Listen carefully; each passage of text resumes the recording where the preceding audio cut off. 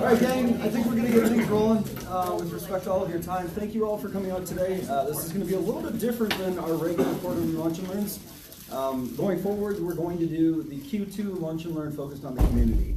And obviously, as people who represent our community in the real estate profession, it's critical that you all know and are invested in what's going on in the Twin Cities area. I've invited several different organizations here today to share their stories, as well as their ask, because in nonprofit there's always an ask.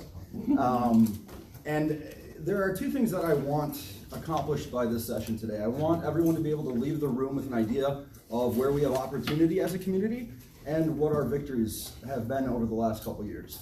So, obviously the face of real estate constantly changes the more and more we progress as a society. So there are going to be some really great, I'm hoping, folks with some great tales today. This lovely lunch that you're eating is sponsored by Pillar Title. John and Dad in the back. We have Melissa here as well. And, oh yes, and I'm sorry, I'm Melissa. I always associate you with the YPN network, not, yeah. And my understanding is that they're giving away a $50 gift card for Home Depot. So if you want to throw your card in the fishbowl, I think John's probably going to do the selection at the end. A couple of housekeeping things before we dive in. Most of you know, we talked about last time, but we had the National Policy Summit out in DC. In April, I attended with a lot of our other state chapter presidents. Absolutely phenomenal experience. I got to sit down with Tina Smith, Amy Klobuchar, and Angie Craig. Happy to say that it looks like the HRC Equal Rights Bill is going to go to the Senate.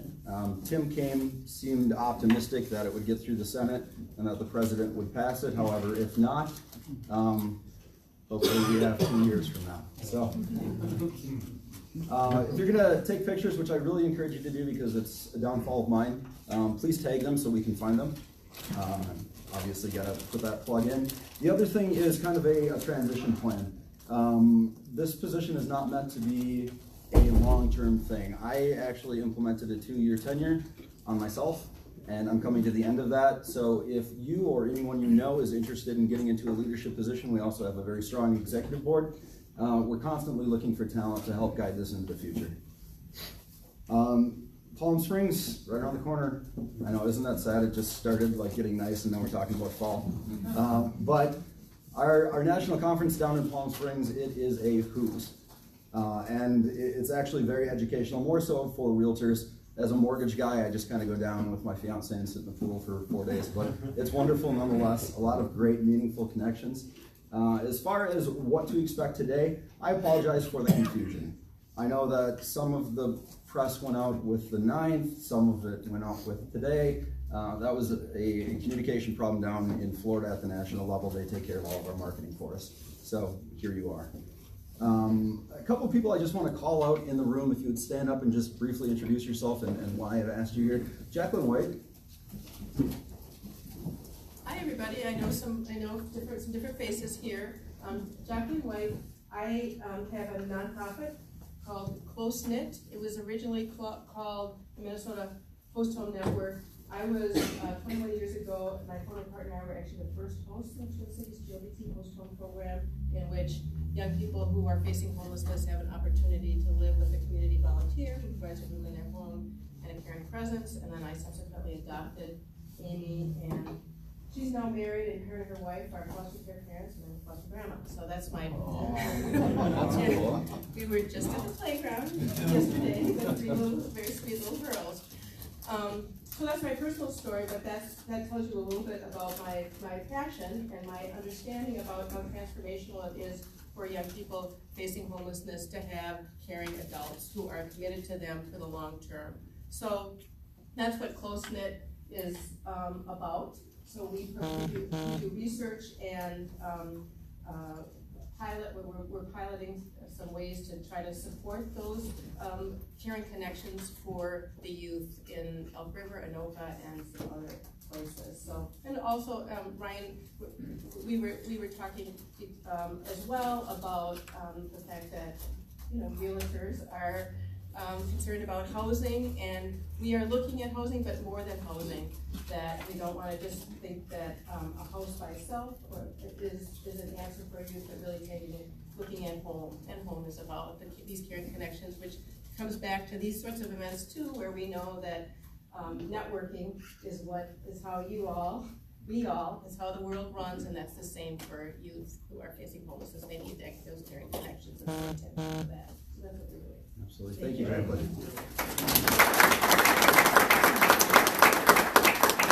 And if I could introduce Travis and Anthony, correct? Yeah. Yes. Hi, everybody. Anthony, it's Travis. My name's Travis, and we're with Pink Cloud Foundation.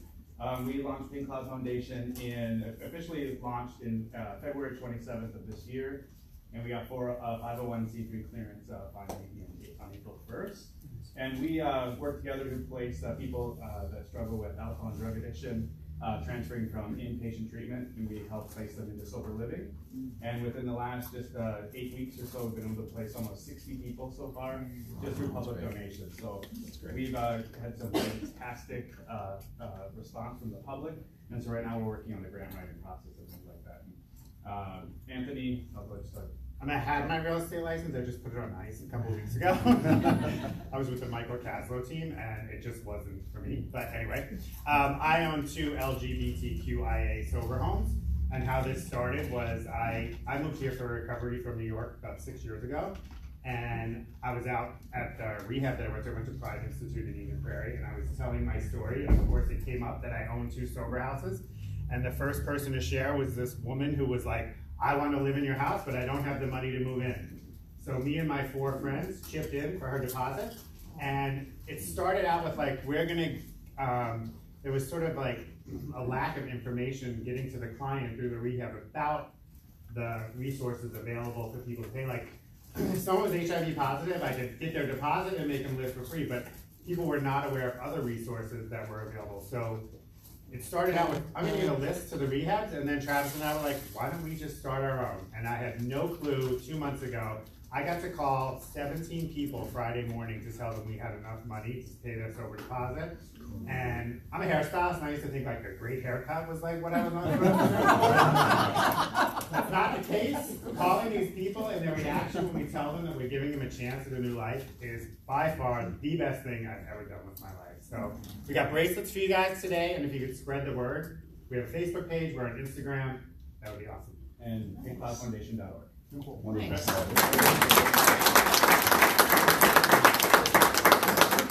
So as you can see, it's all about bridging connections and taking down walls. So with that, I would like to introduce Jim Sees and Chris Briggs of Clare Housing. Take it away. Take it away. All right. Well, thank you for having us out. We appreciate it. Thank you, Ryan. How many of you have heard maybe a little bit about Clare Housing before? All right, well, good. Well, we're going to give you more information today. All right, so we are in our 32nd year of providing home, health, and hope. We started as an agency providing end-of-life care, hospice care for individuals in the community who were HIV positive. Now, of course, the face of HIV and AIDS is entirely different. You can live with HIV, you can manage your HIV, but with that still come a number of issues. So, with that, our vision is we envision an AIDS-free world built on a foundation of equitable access to housing and health care, because as we have seen, once you can provide housing, health care comes along with that, and then there's a third component to that in terms of prevention. And we'll talk more about that as we go through. So our mission is we provide a continuum of affordable and supportive housing options that create healing environments and optimize the health of people living with HIV and AIDS. And so what is that? We have a number of options at Clare Housing. It's not a one-size-fits-all. Next slide, please. All right. One moment, please. We're going to introduce you to, we've got, every year we have a luncheon, and on my business card that everybody has, it has our date for our luncheon. But the best way to talk about Clare Housing is to actually introduce you to some of our residents. And so we've got a short video that we're going to show you. You can see and hear directly from them, and then Chris and I will take it after this, and let's hope it plays.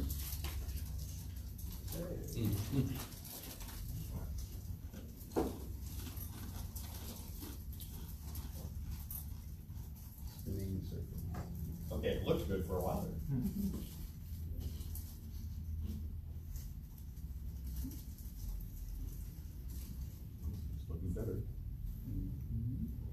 got it on a flash drive.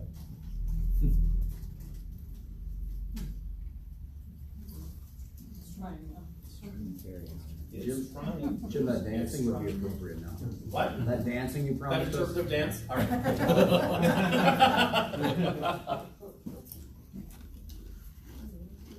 You're teasing us. It wouldn't be a luncheon without some sort of technical challenges. Yeah, that's. All right, Backup plan, hold on. we have a backup plan, I'm told. Thank you.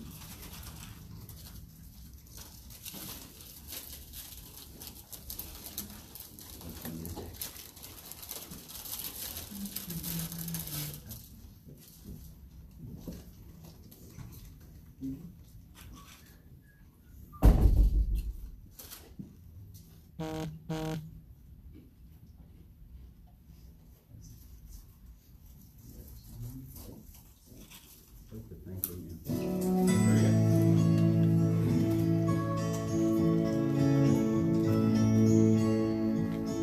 My father, my uncles, they were very abusive. Sometimes I struggle with it still. There also have been, whereas a lot of loneliness, a lot of death.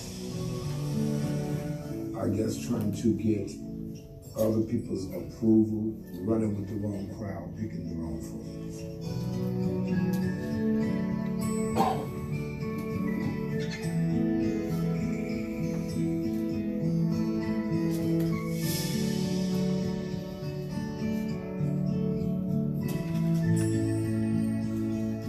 The reason why I wanted to move into Clare Housing is because I wanted to be around people that was just like me. So this is your housing plan, so for your goals. Clare Housing have helped me to get my life on track by having a sense of pride, a sense of togetherness. All right, so I'm going first, right? Go first, that's right. Also learning for me to love myself as well as my other fellow residents. Clare Housing means to me a lot of love and compassion towards people that are HIV positive. I think if Clare Housing wasn't in my life, I don't know where I would be. I think I would still be homeless out on the street, still probably doing some of the same foolish things I was doing, but thank you, Clare Housing, and thank you for your love.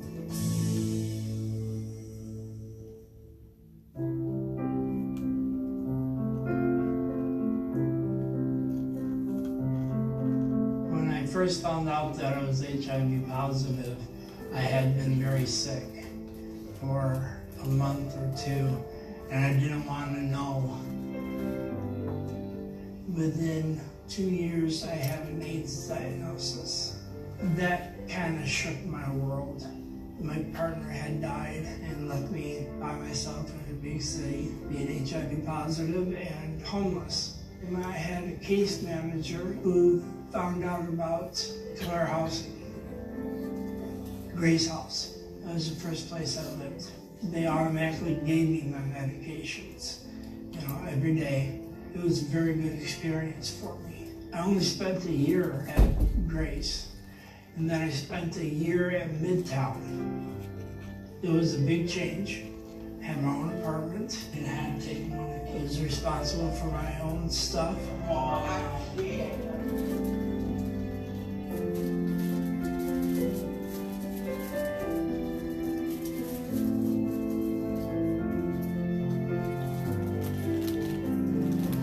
When I came back here, it always felt like home. I have tons of friends here.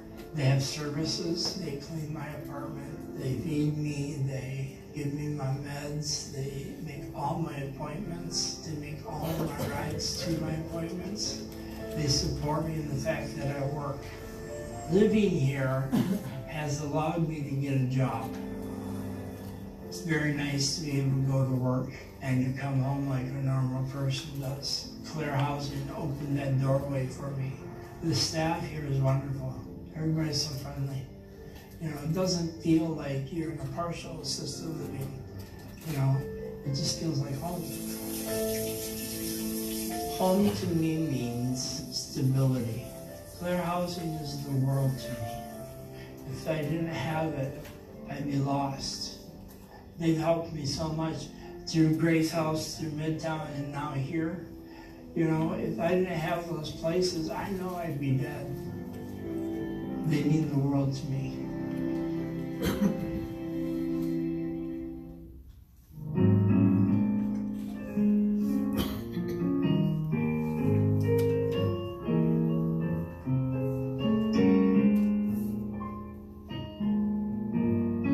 Music to me means life.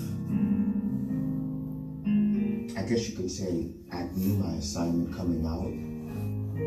I started as a boy playing piano and singing with my family. Amazing grace, how sweet the sound. I even had this group called Kevin Jackson and Friends. I was lost, but now I'm found. Some events occurred and I wasn't able to continue with them.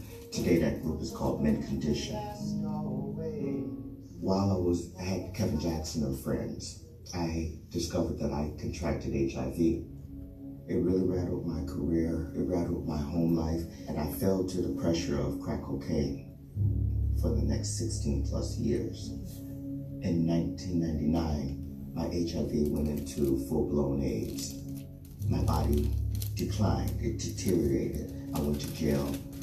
I wasn't able to secure housing at that point, and I lost it. And I just thought that was the end. So here in Clare Housing, coming to tell me that I was at the top of the list was a true blessing. Okay, but you're going too fast. I moved in April, and it's been a heaven sent for me. What does it mean for me to be here living in Clare Housing? My life is coming back into order. I find peace. I have security. I have a beautiful home, a new community that welcomes me. The staff is great. It's been a lifesaver. It's been nothing but hope for me. What you gonna do? I have a new grandson. He's 11 months. He's the joy of my life. I am that grandpa that will spoil and send him home after that. I see a future for me, unlike I had before. My living situation affords me that vision to be able to be hopeful.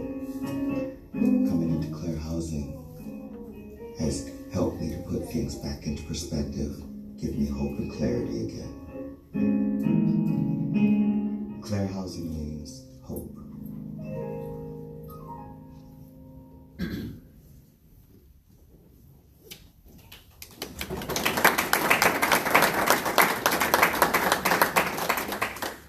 So those are just three individuals that we served. We highlighted last year in our luncheon. We served 298 individuals last year. So we've grown from 4 to 298. Our last two facilities that we opened, Clare Terrace over in Robbinsdale and Marshall Flats over in Northeast Minneapolis, each 36 unit facilities. When we opened them, we had 3 applicants for every 1 availability. So now our wait list is almost 400. So we've got more people waiting for services than we're even serving. But again, so we had 251 households last year, 298 men, women, and children. Because again, based on what we're doing here, we've got our 4 community care homes. This is where we started. This is where Clare has its foundation. And these are for individuals, 4 individuals in each of our 4 homes. And these are folks that require a little bit more higher level of medical care. So for the most part, if we were around, if we weren't providing services for them, they'd more than likely be in a nursing home. We also then have our supportive housing. So we have 4 apartment buildings. We've got the Clare Apartments right on Central Avenue across from Lush. We've got Clare Midtown. We've got Clare Terrace, and then we've got Marshall Flats. With that, we've got 149 units there, and it's permanent supportive housing and care services. So within 2 of those facilities, we have a nurse on staff. They're handing out meds. They're supporting our residents because, as I talked about earlier, and Chris will talk about in just a little bit, housing equals healthcare. Healthcare then equals prevention. We're able to get folks from having a detectable level to an undetectable viral load level. And then lastly, we've got our scattered site housing program. Here we had 42. We're now up to 49 units within the Twin Cities. And these are random apartments that you would see in any market share apartment, but some are saved back for us, pulled back for us, and through relationships in Hennepin, Ramsey, Dakota, and Anoka counties. We've got 49 units. And so these are primarily our families, a lot of single moms with their kids. And so with that, I'm going to turn it over to Chris, and he's going to tell you a little bit more about Clare, and then we'll tag team at the end, and then we'll take any sort of questions and go from there. I just want to most importantly say thank you. This community continues to be ambassadors, advocates for this work. A lot of you in this room have been long-term supporters of Clare Housing's mission over the last 3 decades, and some of us are just getting to know the agency, but have already chosen to support the work that Clare is doing in the Twin Cities. So sincerely, from the bottom of our hearts, from Jim, and those residents that you saw, thank you so much for being a part of this story, this journey, as we say. I'm going to talk just very briefly, because I'm also a part of this secondary organization that's going to talk today called Quorum. I'm on the board of directors, and I want to make sure we got lots of time for that too. So on our next slide, it should be talking about home and then health. So Jim mentioned home for us equals that opportunity for access to health care. Yeah, perfect. And once we get folks housed, then we immediately make sure that they're linked to some sort of healthcare provider to ensure that they're getting their basic needs met in that regard. And why that is so important, as you read down those notes there, is we can get folks to an undetectable viral load. And the reason I'm carrying a little CNN poorly printed out couple of sheets of paper here, there was just another study. Those of us in this arena know this stuff already, but maybe some of us in this room don't. But another study just released on Friday, and this one came out of London, and it studied and included 1,000 gay men who have sex with men, and 0 of them over 15 months were, once they reached an undetectable viral load, were unable to transmit the virus to their partner or to their loved one with unprotected sex. 0 transmitted that virus. So they're HIV positive, but that viral load is under 200 copies, and they're no longer able to transmit that virus. You're going to hear more and more and more about undetectable equaling untransmittable. It's critically important for all of us in this room to help us reduce stigma around HIV, meaning get tested, get into treatment. And for us, getting into treatment is providing that very basic need of home, which you guys do every single day for your clients. But for us, getting folks to a place that they can call home, like on those magnets, helps them get that treatment, which helps them get to that 90% of our residents being undetectable at Clare Housing. It's only 60-ish% in the state of Minnesota, and only, this is ridiculous, of the 1 million people living with HIV, 50% of those that are HIV positive are undetectable. We literally, without a cure, can still eliminate this virus by getting folks access to housing, to healthcare, to medications that will not only save their lives, but greatly impact the community in which we all live in. So I really wanted to highlight that. I have a quote here too that I'm just going to read. The question has been definitively answered. There is no need for further research. It's not often we get to say that. Finding ways to get the knowledge in practice is what we need to do next. There is still considerable work to be done to ensure that everyone who has HIV can access testing and treatment. And for us, it starts with home. So I just want to highlight that. The next slide really highlights our housing first principle. So we believe in a model that gets folks first and foremost behind a door that is their home, with their own key, with their own lease, with their own wraparound supportive services. So it doesn't matter what their chaos has been, whatever we want to call it. Mental health diagnosis, chemical dependency, even a criminal conviction. 40% of our residents at Clare Housing have a criminal conviction and would not be able to get a lease in many other environments. But at Clare Housing, that does not preclude them from signing a lease. Certain felonies do, but not all. And again, we're one of the only providers that provides that compassionate access to home. We feel it's a piece of human dignity just to simply start with home.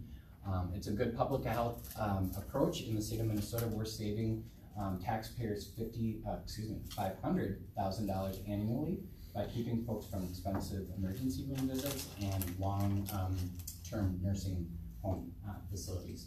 So we had a resident that just moved back, I'll call him Bill, that's not his name, but Bill was in a nursing home for Almost 3 months. almost 3 months. He was hitting that 75 to 80%, and he's on a Section 8 waiver voucher, and he would lose his housing with us if he breached that 90-day mark. So they were able, our supportive services staff were able to make sure that they were staying in connection with him and his care providers in that nursing home. So as soon as he was determined to be stable enough, and of course he was willing, he did not want to be in that nursing home anymore, willing to get back to Clare Housing, he was, and they did it in like 87 days. So he was 3 days away from losing that housing, which would have been really bad for him, really tough for Bill. He has been with us, I think Michelle said, 17 years, and he would have had to almost start entirely over. We could not have been able to afford him without his voucher, his Section 8 voucher. So keeping him on that voucher and keeping him back at Clare Housing, and I saw him today. He was waiting for his ride for his doctor. Effective for the greater community, leads to positive health outcomes, and assists with HIV prevention. Those all go hand in hand. So just by having a holistic approach to all of this really is a difference maker for the folks that call Clare Housing home. Jim and I have a few calls of action. I'll do the first two. I'll actually start with the second one that's on that slide that you'll see there. Share our story. Ryan already indicated or invited you all to take photos and share those. We just absolutely love when folks are liking us, or liking our Facebook page, engaging with any of the social media that we do. Simply going to wherever you are headed next today and saying, have you ever heard about Clare Housing, or did you know that there are 4 HIV-specific housing apartments in the Twin Cities with 49 other scattered units? Letting folks know that, again, helping us reduce stigma around HIV is critically important. So sharing our story. If you're a part of a corporate or small or large business entity that is able and willing to support, say, our luncheon as a sponsor, we have some sponsors in this room. We greatly appreciate that. I'm not going to steal Jim's thunder on what that sponsorship really does for the luncheon. But sometimes just within your office space is doing a little drive. We have all of these great little drives that really help. They're mostly basic needs type stuff, but sometimes it's just a nice way to get your group and get your client, not your clients, well, maybe your clients, but your agents, your folks, your colleagues together and bringing something, then coming on by and maybe doing a tour at one of the buildings. I'm hosting one next couple of weeks. It's May 16th at 5 o'clock at our central location, which is across from lunch. We always say it's across from lunch. Maybe that incentivizes people. Cross promotion. Stop at the Vegas lunch too. But I am doing a tour. It's a free tour. There is no ask at that tour, but it is a wonderful point of entry for any of you or your clients that is looking to see how the model works on site. And that would be an opportunity to bring a drive as well. So I'll let Jim finish up with And just in terms of the basic needs, maybe you cannot imagine how important some of those things are. I mean, socks, clean underwear, paper towels, toilet paper, really, we're talking basic needs. Cat food. I mean, yeah, cat food, litter. I mean, Cat these litter, things yeah. are huge for our residents. You know, our residents on average, their income, $572 a month. Okay, they pay a third of that to us for rent, and then the rest of it is theirs to live off of. I've got a 15-year-old son. I could hardly keep him fed for a week on that.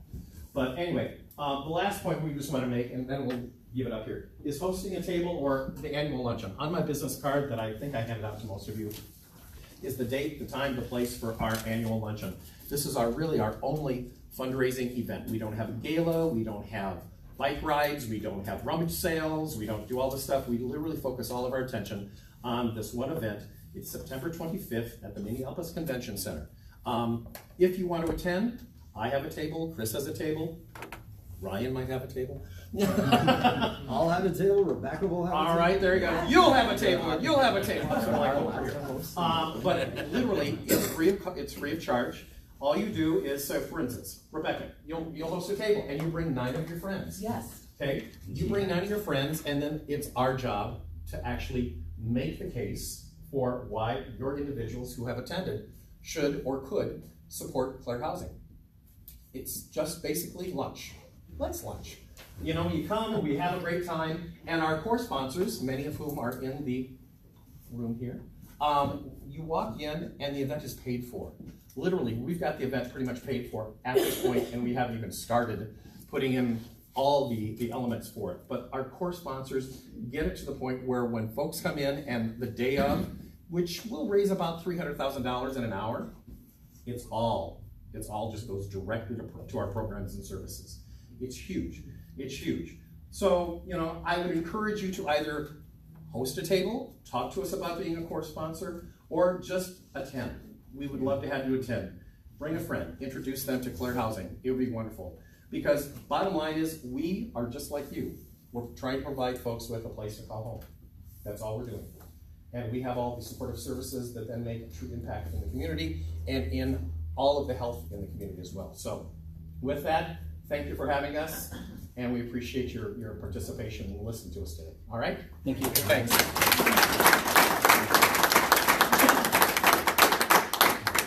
Thank you guys, and just kind of a personal testimony. The first time that I went and visited the main office, Jim took me on a tour, and I had the opportunity to sit down in the common area, and I met one of the residents, and I'm kind of a cold jackass most of the time. Yeah.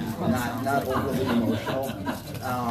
But I actually was moved to tears twice during that dialogue, and it lasted for about 45 minutes. So if you need any more reason, please go and just take 20 minutes and tour the facility for yourself. So, on that, I would like to bring up Rebecca Wagner-Johnson. Rebecca is the Executive Director of Quorum. And Y'all are a hard act to follow. I'll take it. Yes, thank you for having me. Thank you for letting us be here. And I want to echo everybody's thoughts. So, Clare Housing was our Quorum's nonprofit of the year this year. And, not nonprofit of the year. You were nonprofit of the year a few years ago, 2 years ago. But then Michelle Boyer was our Lifetime Achievement Award winner this year. And Quorum has a deep investment in Clare. In fact, we use your networking story about when Chris asked me if we had a nonprofit rate, and I said, of course we do, and then we didn't, and now we do. But it's one of the things that you might not know about the Quorum Village, as we call it, is that showing up that first year, we had Chris came to some of our events, and then by October, because at the time it was a breakfast, I think we had 2 Quorum tables. Yeah. And it was just amazing. And so I strongly encourage. I'm also on the board of Gay for Good, which is another local Twin Cities nonprofit. And all we do is go out and do stuff. We just do stuff for free. Like we go out and break old people's, the elderly. Sorry. But one of the things that we do every January is that we have a brunch and bingo where we bring bingo and egg bakes. I finally learned what an egg bake is to the residents, and you were talking about 45 minutes. Now try 2 hours of people, and the bingo prizes are things like laundry detergent and coffee and socks, and it's just amazing. So, Clare Housing, we love you. A couple of things. So, we're going to take, for my part, for those of you who don't know about Quorum, we're the LGBTQ+ and Allied Chamber of Commerce. We work to build, strengthen, and connect the LGBTQ+ and allied business community here in Minnesota. We do a lot of different things. We have 70 events a year. We have a breakfast coming up this Friday, actually. We have a monthly networking night. We have a series of affinity groups, of which we have a realtors with US Bank and NagoRep that meets quarterly. We also have a quarterly workplace alliance group that meets with our corporate partners. We're putting together a young professionals group.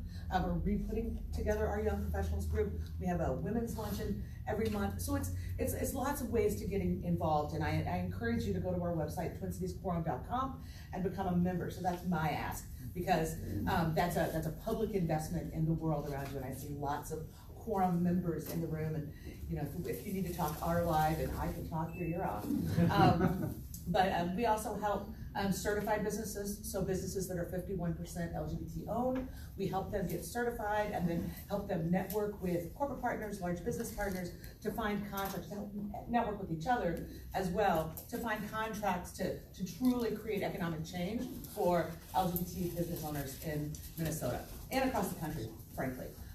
So what I want to do, though, is we wanted to take this time to do something a little bit different. One of the things that we're really focused on at Quorum, and if you're a Quorum board member, stand up and say hey. See, quorum board members here. One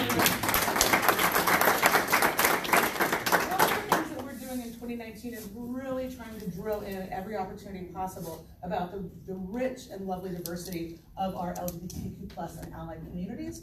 And so one of the things that I want to do is I want to bring up David Lazinski and Amy Ruzick and Kay Johnson, and we're gonna do this just a little bit differently because one of the things that we have found is that Kay has been talking about for years, and Amy has been talking about for years, and David, and in fact, it's one of the reasons that we honored David a few years ago as our Business of the Year, or Business Leader of the Year, is their work with the trans communities and the unique challenges that people face who are transitioning or who are trans and buying or selling a home, and the process can be a little daunting and a little unique and unusual, especially when your name in your life doesn't necessarily match your legal name and things like that. And so I thought it would be a great opportunity for them to talk both from David's with First Equity Mortgage, and Kay and Amy are 2/3 of the No Place Like Home team, and I just take a few minutes and talk about it, and then what we're going to do after that is I have some questions, and then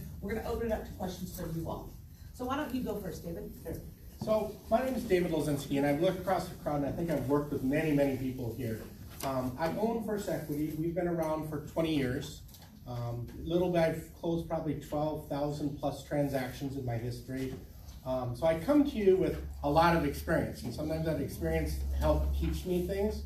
I think I'm gonna, Anita actually is friends with my very, very first transgender clients, and you know exactly, because I helped them 10 years ago when they bought their very first house. And some of the things I learned from when I very first met and started working with clients was things that I wanted to make sure with every client I work with, I want their experience to be just exciting and happy and fun-filled. And one of the things for people who are transitioning or have transitioned is if people start bringing up questions or start asking about previous names, and in a room full of people during a closing, that can cause anxiety and embarrassment and discomfort. So I feel like, as Rebecca asked me to come talk today, I thought, because I just naturally do it, but I thought to myself, what do I do? What are the steps I do, and how can I give people some experience as they're working with clients on things that would make the experience better for their clients? Michael and I were talking before we started the meeting today about a client situation. So I think the number one thing to do is absolutely make sure that the team you're with, because every realtor, you team up with a mortgage person, when you team up with a title person, is you open up the lines of communication. Once you know who's all working together, whether I'm the first person who meets with the client or the realtor is the first person to meet with the client, I like to get that communication line opened up. Find out what is the preferred pronoun. What is the preferred name? Has there been a legal name change? Because that's really important. Because when someone's selling a house, the legal name that the house might be in is one name, and the legal name the name they're using now is different, or they've had a legal name change. So I was talking to Michael, like if you're a real estate agent and you're listing a house, and you know you're working with a transgender client, maybe something you do is talk to your title people, like Jonadab back there, and say, hey Jonadab, can you look up and see what name they bought this house under? Really in 2 hours he can tell me that. And that helps you know then how you want to speak to this client, get yourself prepared. Once I know that information, then I'm ready to sit down, talk with that client, and I know that I'm using the pronouns and the names that they prefer to make the experience the best. Then in the lending side of it, we do a process called underwriting, where banks find out whether or not they can approve the loan, whether you did things correctly. What are some things you can do in underwriting to make sure the name is done correctly? Like if you're a lender like Ryan, you would look at the credit report and see if if there's different names that show up under the same name. That way you can tackle all of the stuff behind the scenes so it doesn't come out at the closing or doesn't come out during the process. You can really get this all cleaned up nice and easy and make them feel comfortable. Something else that I always tell people to do, when you're preparing for the closing, talk to the title person. Make sure that even if their name's going on title is 2 initials, make sure the title person knows the right pronoun, knows the right name that they want to use. Also something that's unique, I don't know if it's unique, but at least in Minnesota, something that we discovered back 10, 12 years ago, Most title companies have to put people on title as single or married, and then they usually do man or woman. But in Minnesota, you can actually do single person or married person. So you can make it so that when the documents come out to the client and they're sitting at the table, if you're just cautious of this and pay attention to it, you can make it so it says single person, married person, so there's no question. When they're sitting there signing, everything looks exactly how they expect it. There's nothing that seems unusual. They feel very comfortable. And it makes their closing experience a great joy and a great experience. So really those are my biggest tips, is making sure that the lines of communications are open between you as a lender, you as the real estate people, you as the title people, to make sure that that experience is the best. And then taking the little steps behind it, behind the scenes that you can, by looking up the name changes, by making sure you're using person versus man and woman, by using the right pronouns. All that just makes a much greater and better experience. So your buyers and sellers, just like my clients who are getting a loan, all have their best experience that they can have. And I say that, I mean, because I was talking around, I don't know, you know, I probably do more transgender clients. I was talking to people, and I probably do 2-3 a month. That's how many transgender clients I work with within First Equity. And so, but I do think that's become, more people are out there, they're becoming more prominent, people are not afraid, they're coming out of that closet. So I think it's great for realtors to really get the experience to make your clients have the best experience that they can have.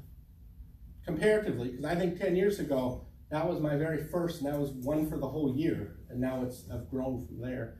But I think everybody out there is experiencing it more. So. Thank you. Thank you.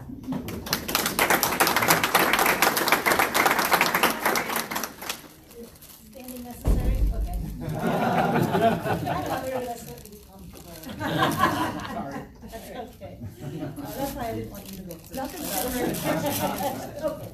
I'm going to ask a question. How many people have heard the word cisgendered before? Okay. How many know what it means? Put your hands up and then take them down. How many knows what it means? How many would feel comfortable using it in a sentence? Okay. So, anyway, what does cisgendered mean? It means somebody whose gender identity is the same as the gender that they were identified at birth. Pretty simple. So that's the way to use it in a sentence. What does trans mean? Trans means somebody whose gender identity does not correlate to the gender that was assigned to them at birth. Just putting that out there.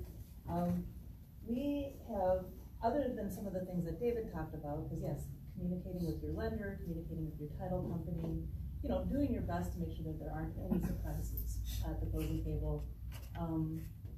That's hugely important. A couple of things that we kind of wanted to bring to the table today's discussion are maybe some situations of do's and don'ts. And you could, yeah. So I think in general, it's like you have to. People are people. Bottom line, people are people. We want everybody to have a really good experience. We're going to overlap a lot with what David said, because as real estate professionals, we have insurance agents that we work with, we have lenders, we have title people, we have contractors, we have all kinds of different people that do different services, and you want to make sure that when you are working with those people that they are in line with your beliefs, and you want to make sure that your customer has really good experience. You want to make sure that people aren't using the wrong pronouns. You want to make sure that people are just outright being respectful. Because again, people are people, and we don't always know where somebody is in their transition. So somebody might just be considering it, and they're going through the process of figuring out, it's like, okay, am I gonna change pronouns? Am I gonna, you know, to what level am I gonna transition? And you as a real estate professional need to make sure that you're supporting where they're at and what they're doing, and making sure that through the process of buying a house and looking at houses, selling houses, that they're comfortable and being respected. So so one thing that can happen is mistakes around gender pronouns. And The one thing that we've learned recently, or is just becoming more common, is not using the word preferred pronoun. Trans people would prefer you to ask them, what is your pronoun? What pronouns do you use? If that's the way you would like to ask them. We do a buyer information and needs worksheet with all of our clients. That would be a simple place to ask that question, just along with a whole bunch of other questions. It's a question I'm gonna ask every client, not just you. I'm not gonna single out you, one person, to ask you that. But one thing that does happen, unfortunately, is that we do make mistakes when we're out in the field with them.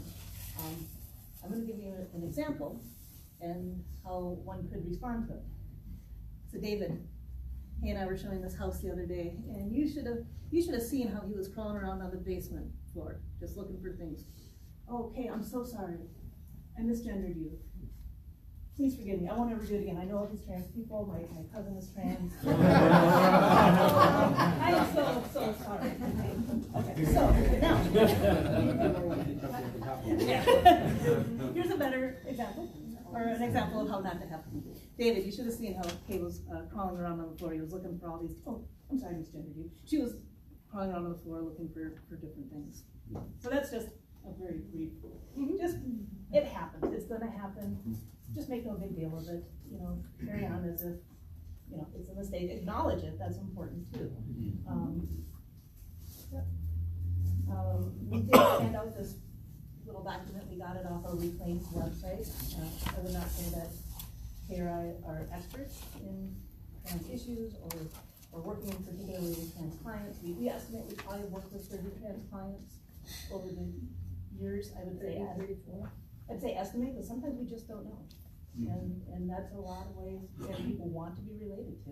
They don't necessarily want you to know that they're now identifying as male. They don't want to tell you that they used to identify as female. That's very likely and very possible. But so we did pass out the sheet just with different terms that came from the Reclaim website. And the website is reclaim.care if you want to look for additional resources. They are also having a class on May 31st. I think it's called, I wrote it down, Trans 101 Allyship. So if you go to their website, you can look for that class, and if you'd like to sign up for it and just get better understanding to work with your trans clients.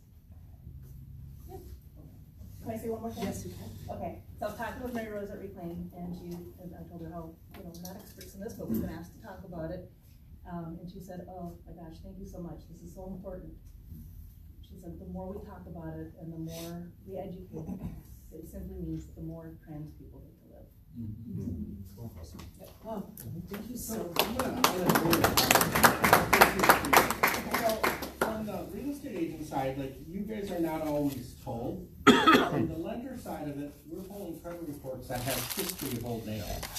So I think that's where having that line of communication really open with your lender, because you may not want to bring it up to the client, but I always like to ask, like, I'll call Amy and say, hey, I just met with Sam, but I noticed that on the credit report there was a name of Paul.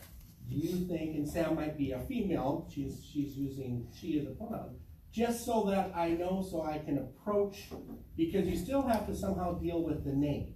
Because a name on a credit bureau, there could be identity theft happening, or it could be a transition. So again, it's opening up those lines of communications, so you're working with your realtors to absolutely be prepared, because if Amy says to me, no, I believe that they're transgender and that this happened, that's great, then I treat it that way to avoid asking the customer.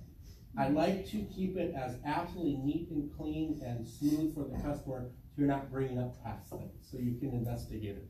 Yep. So that's one of those lines of communications where as a lender, it's only Ryan and I for lenders in here. So the rest, maybe one more, okay, hi. So that's another way that you can, because we see this old information that shows up, but as a lender, it's really important to look at that so that you're preparing before you go into underwriting or talking to people to be ready for that. Yep. Yeah, communication is really key, and it's like kind of on the thing. Emails for some reason will come up with different names, and it's just, like if you've got an email address, and so there will be occasions where we'll receive communication with somebody, and they'll have, for some reason, the name on the email will come up with the parentheses of like a different name, and then so Steve, but it maybe was Sarah or whatever, and so sometimes there's confusion because you're seeing emails with a different name, but you're seeing, and so it's communicate and just say, hey, this is what I'm seeing.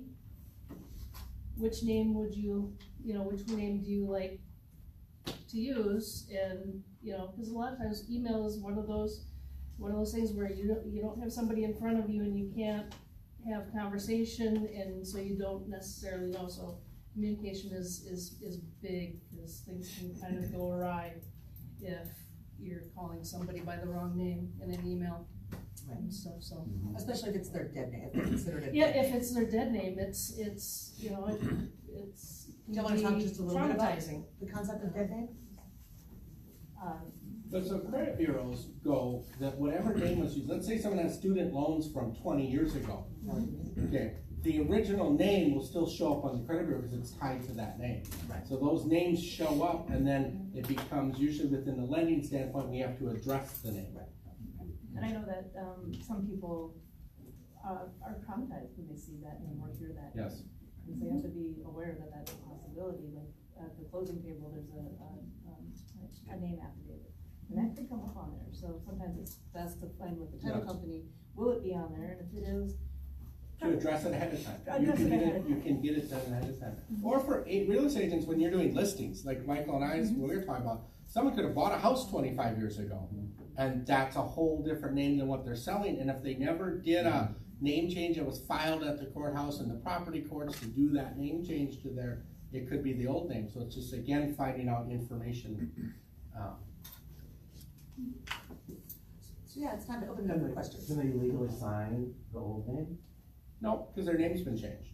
But you can do an also known as or FKA formerly known as. You call it FKA or A, because some people may use both names, because sometimes there's a name that's like Howard or Howie, okay?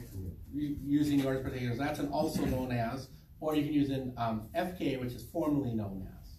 So then it would say like Howard Smith, formerly known as Ann Smith. If that could be done that way. I try to get that stuff all corrected and cleaned up prior to the closing. So when they're sitting there at because think of a closing table, there's a lot of people sitting around.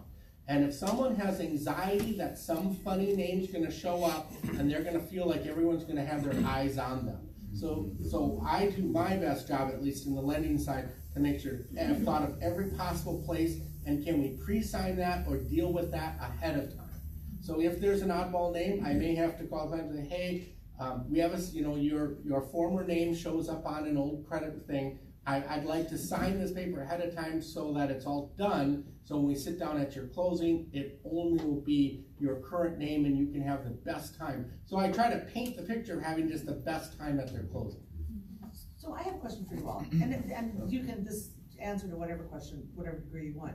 Where did you get information? After you realized that you were starting to work with trans clients, how did you educate yourself? Would you do self-education, about names and pronouns and things like that? Did you take classes? What kind of steps did you take? Well, I'm old and been in the business a long time. Right. So I learned by fire.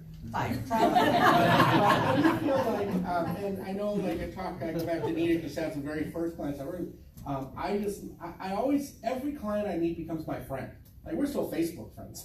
and so I become Facebook friends, whatever friend. And so I just let them tell me their story. Hey, tell me now how you got my name.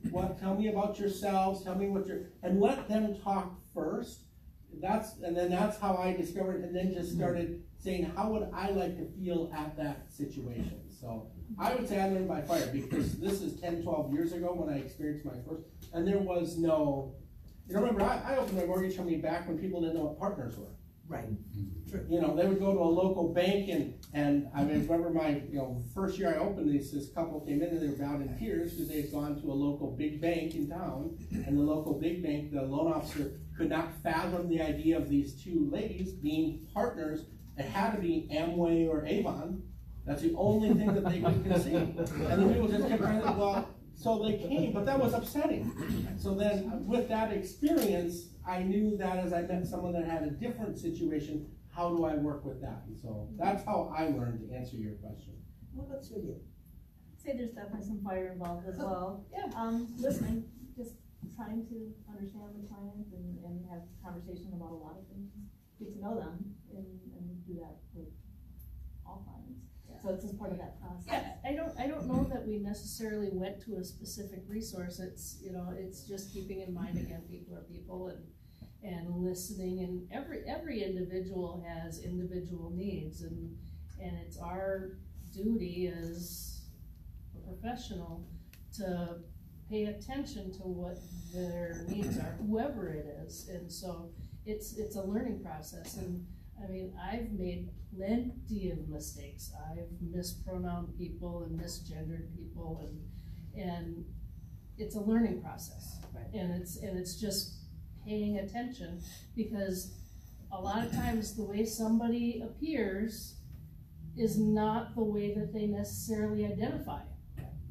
And I love the fact that you all are talking about like your buyer sheets or your seller sheets, whatever, where you ask these questions of everybody, not just the people you suspect might be trans or something like that. So any other questions? If people have questions, yes. So Kate, I know that you work with a lot of contractors and appraisers and all that kind of stuff. So how do you prep them so that when you know that your client who is either transgender or gender non-conforming is going to be interacting with another professional that you brought into the so first of all, we always try to make sure that we're working with people in general that are just going to be educated. You don't need to necessarily be educated by it, but if somebody has got like if there's somebody else and we're working with a gender non-conforming or non-binary person or whatever, a lot of times it'll just say, hey, you're gonna be meeting us at Sue's house, and this is what she's looking for. And that's it. And if we have any concern necessarily, I always make sure that I'm there, because then I can do a face-to-face introduction. Luke, this is Sue. Sue, Luke. Luke is gonna help you repair your deck. Luke is gonna help you, re-sheet rock your ceiling. Whatever it is that Luke is gonna do, Luke is gonna know that Sue is Sue, and this is her house, and that's. I don't know that I feel like necessarily with the folks who use the they them pronouns, we do a lot more. We will talk to the people before Right. they get there, because that I think is a harder thing for people to remember. It's just not in their everyday vocabulary. Yeah. Or how they speak. And so when you're doing the intros, you're like introducing yourself using your pronouns, and then allow them to introduce using their pronouns. So that it's Yep, a little this bit is easier Sue. or something. She wants you to paint your house. As opposed to This is Sue. She goes by she uses she and hers. This Luke, is he uses his and Casey. him. They, Yeah. whatever. Try to give just cues, and yeah, there's been some instances that we've. You're going to be meeting with our client. Here's their address. Here's their name. Their pronouns are they, them. Please respect that. Okay. But I think in general, people are, every now and then you run into somebody that you're like, and then you don't ever refer them out again.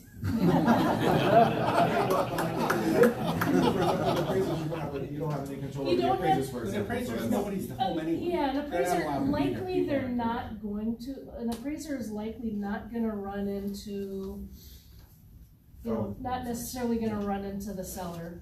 The buyer is definitely not gonna run into the appraiser. So we do, to answer your question, in our system, we have a nickname, and we put the name they prefer, and then we put the pronoun in parentheses by that. So if anybody from my office is calling a client to help me, they know already how we're responding. Any other questions? Because I think we're coming up on time. Oh, another question. What role do you think fully digital closings will play on eliminating some of the anxiety that people are dealing with, not only legal? I'm struggling over the what role with the digital closings. John it up, you want to answer? In general.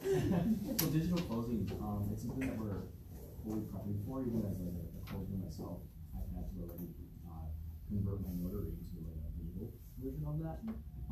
There's still going to have to be at some interaction though.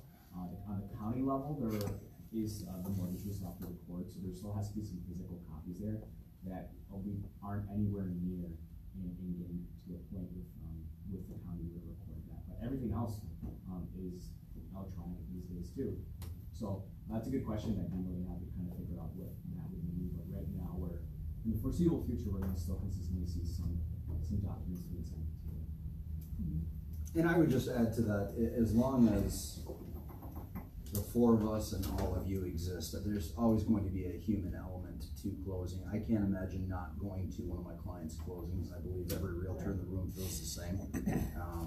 So there, no offense, John, but with or without a closer present. I think, owning the transaction 100%, it's important for us to be there to see it through to the end too. Well, and I think real estate is one of those businesses, and loans is one of those businesses where you really do become friends with your client. Mm-hmm. And there's always gonna be a personal part to it, so it can't all just be online, and it can't all be e-signatures. There's gonna be referrals requested for, things that need to get done, and there's gonna be, hey, I want to refinance, can you give me David's number again? Or, there's gonna be there's always gonna be the communication, so it's always gonna be a personal thing. I think you'll have a certain element of the business where people want electronic, like that'll happen. It's just like when I went into mortgages in 1995, I got told then that, oh, you're picking a dumb career, it's all gonna become computerized and everybody will get their loans over the computer. I find with most realtors, they hate the Quicken loans and they hate because you lose the human element and then nobody pays attention and half the loans don't close. So I think that this industry, you're gonna have a certain element that will do with computerized stuff, but I think the vast majority will still, people want the human contact. Like my phone just rings off the hook night, evenings, weekends, because people have question after question after question. And so then I think you'll have a little, but I think majority will still stay the way we see it. At least for a while. We'll take Linda and then wrap it. Yeah, that'll be the last I had question. a quick question, mostly a comment. I'm Linda Alter with Keller Williams, and I use she, her pronouns. And I was reflecting on this conversation about in progressive faith communities that I'm a part of, we have meetings where people introduce themselves with their pronouns. And in the business community as realtors, how often do we introduce ourselves that way? And in terms of normalizing a trans person's experience, or integrating a trans person's experience, maybe would be a better choice of words. We could think about how we conduct our meetings, and you brought it up quite nicely, So after you introduce yourself with your pronouns, or you da-da-da-da, and how many times do you do that? So that's where my comment. And I would add to that, even consider your email signature. So US Bank as a corporation, we're going through a phase right now where we're completely reformatting how we do our email signatures as an enterprise, not just the mortgage division. And that's something that we are adding to our signatures. Cool.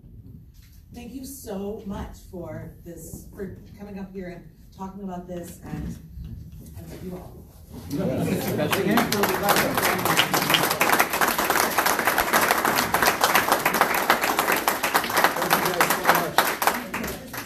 So we're coming up at the bottom of our session, and with respect to all of your time, I'll just say, the T in alphabet soup is something that, as a president, I want to start focusing on more.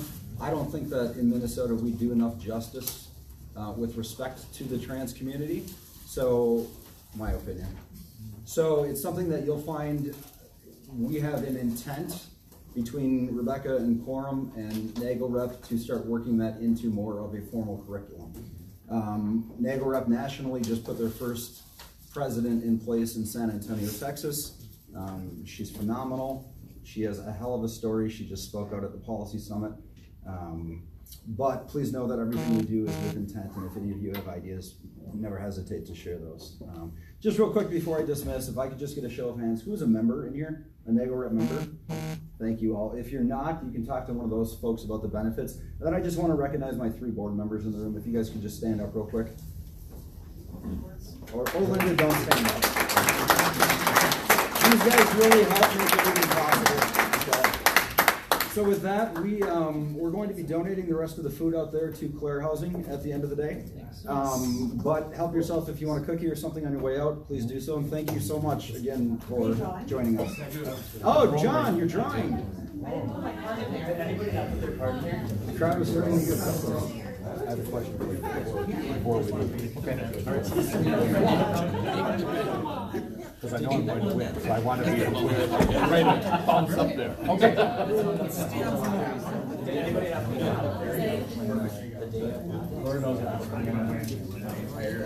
gonna let Ryan pull it up. I'm gonna give it a good jingle and change. I don't have a card.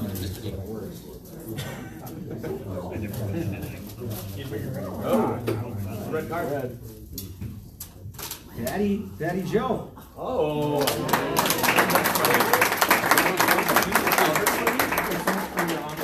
I'm gonna win.